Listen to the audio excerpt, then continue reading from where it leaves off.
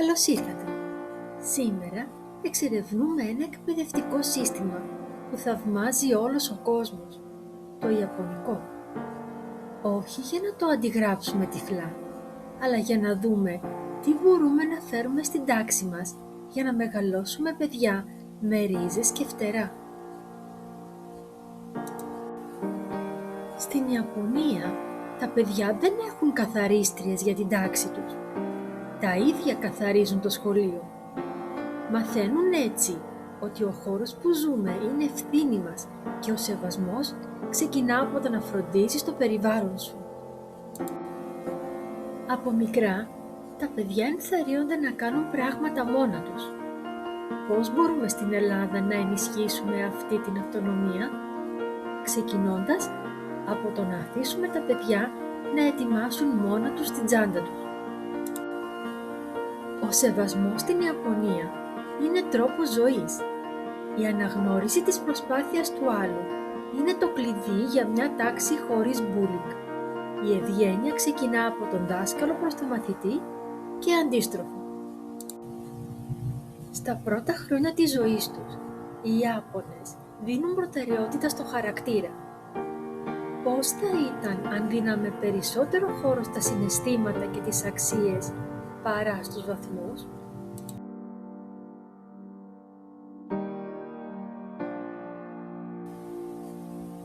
Στη χώρα αυτή, η υπομονή είναι αρετή.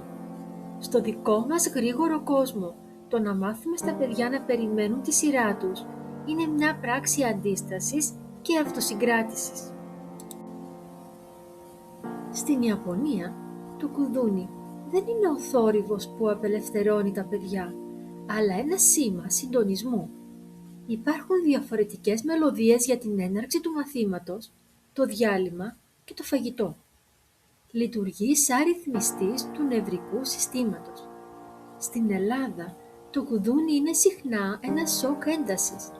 Θα μπορούσαμε, αντί για τον απότομο ηλεκτρικό ήχο, να υιοθετήσουμε μια πιο ήπια μουσική μετάβασης ή να διδάξουμε στα παιδιά ότι το κουδούνι είναι η στιγμή που παίρνουμε μια βαθιά ανάσα και ετοιμαζόμαστε για το επόμενο στάδιο, αφήνοντας πίσω μας την ένταση του προηγούμενου.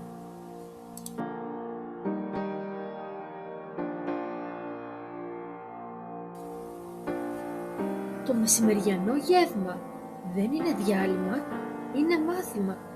Τα παιδιά σερβίρουν το ένα το άλλο, μαθαίνουν τη διατροφική αξία και καθαρίζουν τα πάντα μετά. Μια ευκαιρία για συνεργασία που μπορούμε να υιοθετήσουμε και εδώ.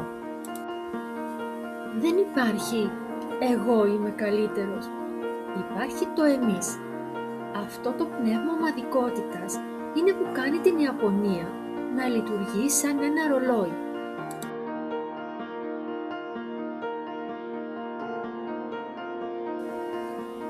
Η σχολική ενδυμασία στην Ιαπωνία αφαιρεί το άγχος της μόδας και του κοινωνικού στάτους.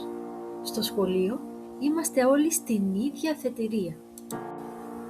Στο Ιαπωνικό μοντέλο, το λάθος δεν είναι αποτυχία, είναι απαραίτητο στάδιο της μάθησης.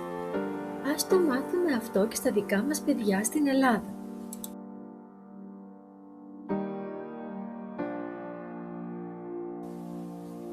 Τα παιδιά μένουν μετά το σχολείο, σε λέσχες ενδιαφερόντων. Είναι ο χώρος όπου καλλιεργούν το πάθος τους και τη φιλία.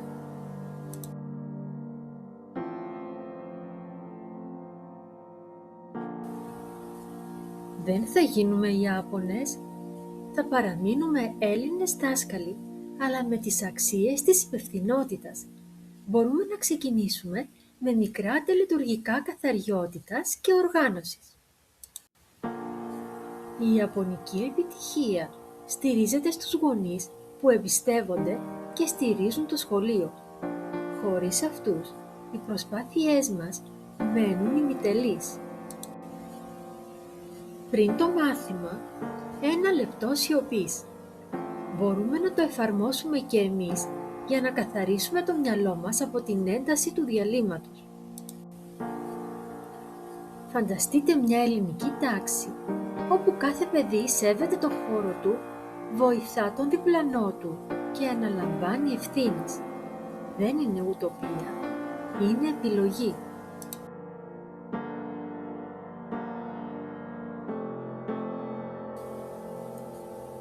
Ποια πρακτική σας άρεσε περισσότερο? Θα δοκιμάζατε να βάλετε τα παιδιά να καθαρίσουν την τάξη? Γράψτε μου κάτω στα σχόλια. Τα λέμε στο επόμενο με το βλέμμα της δασκάλας.